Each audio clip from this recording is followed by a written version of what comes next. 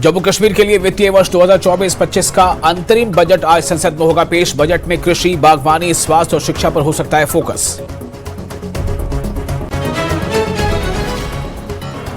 जम्मू कश्मीर के बजट की दस्तावेजात पार्लियामेंट में पहुंच गई है। निर्मला सीतारमण करेंगे जम्मू कश्मीर का बजट पेश। लोगों और कारोबारी शोबे से जुड़े अफराद को बजट से बढ़ी उम्मीद।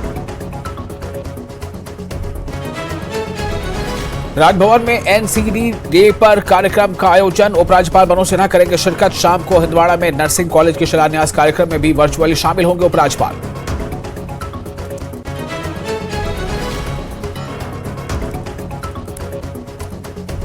सयाह विस्टा डोम कोच ट्रेन से हो रहे हैं लुत्फानंदोज। जम्मू कश्मीर में बर्फबारी के बाद सयाहों की तादाद में हुआ इजाफा।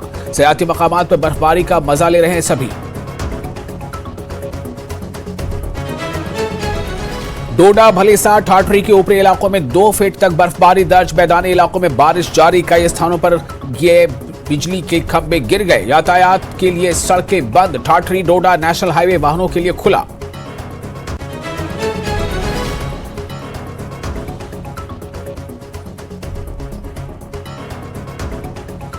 वादी कश्मीर समेत यूटी के मुख्तलिफ मकामात पर ताज़ा बर्फबारी। आम लोगों, खासतौर पर किसानों और बागात मालिकान में खुशी। कई बालाई इलाकों के सड़क राब्ते बंद। बर्फबारी से मुतासरा इलाकों में इंतजामिया भी मुतहर्रिक।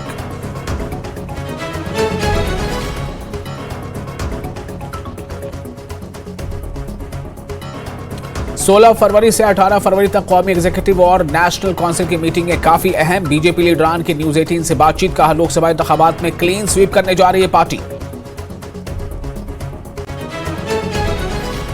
बर्फबारी ने लगाए हैं सयाहती मकामात की खूबसूरती में चार चांद। श्रीनगर, गुलमर्ग व दीगर मकामात पर मौजूद सयाह ले रहे हैं बर्फबारी का खूब लुत्फ।